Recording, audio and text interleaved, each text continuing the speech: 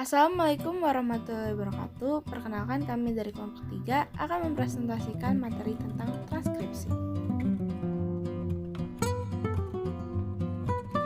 Saya Aulia Zahra Ar-Rahman.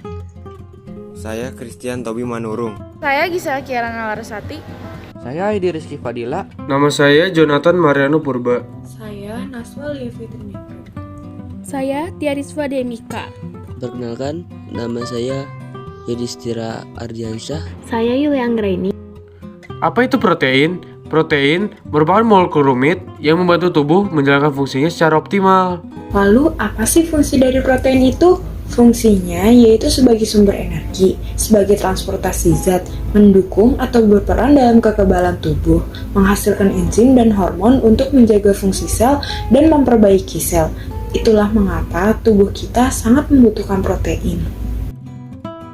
Sintesis protein atau disebut juga biosintesis protein, yaitu proses pembentukan partikel protein yang di dalamnya melibatkan sintesis RNA yang dipengaruhi oleh DNA.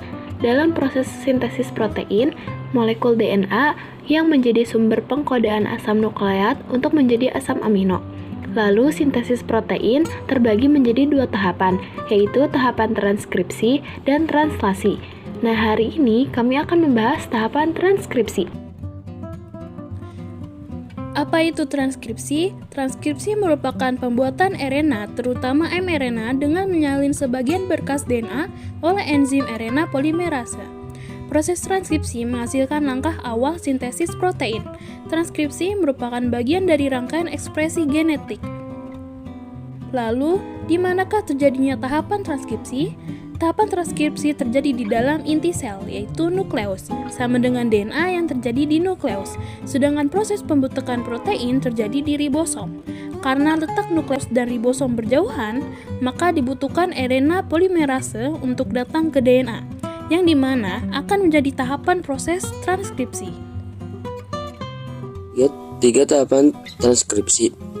Yang pertama ada inisiasi, yang kedua ada elongasi, yang ketiga ada terminasi. Inisiasi adalah terikatnya RNA polimerase pada rantai DNA promoter. Lalu RNA polimerase akan memisahkan rantai ganda DNA dan menyiapkan template atau cetakan untaian tunggal untuk ditranskripsi. Apa sih elongasi itu? Elongasi adalah penggabungan asam amino sesuai kode sepanjang rantai RNAD. Elongasi juga disebut bergeraknya RNA polimerase di sepanjang untaian DNA yang bertindak sebagai cetakan DNA. RNA polimerase kemudian akan membentuk molekul RNA menjadi sebuah rantai RNA. Selanjutnya, ada tahapan terminasi. Tahapan terminasi adalah tanda bahwa proses transkripsi telah selesai. RNA polimerase akan melepaskan hasil transkripsi RNA. Saat terjadi proses transkripsi, DNA yang terkandung di dalam nukleus akan dihampiri oleh RNA polimerase. Inisiasi terjadi saat RNA polimerase melekat pada promotor gen. Pada saat itu, RNA polimerase akan mulai membentuk mRNA melalui cetakan DNA template.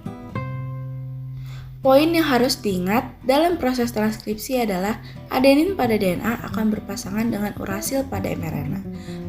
Timin pada DNA akan berpasangan dengan adenin pada mRNA. Guanin pada DNA akan berpasangan dengan sitosin pada mRNA. Sitosin pada DNA akan berpasangan dengan guanin pada mRNA. Kemudian, RNA polimerase akan memulai mengarahkan pembacaan dari arah 5 ke arah 3. Proses ini dinamakan sebagai elongasi. Transkripsi akan berakhir saat RNA polimerase sampai pada daerah terminator. mRNA yang telah terbentuk mengandung urutan 13 nitrogen yang dikenal dengan kodon. Selanjutnya, mRNA atau yang dikenal kodon ini akan meninggalkan nukleus melalui pori-pori nukleus menuju sitoplasma untuk memulai translasi.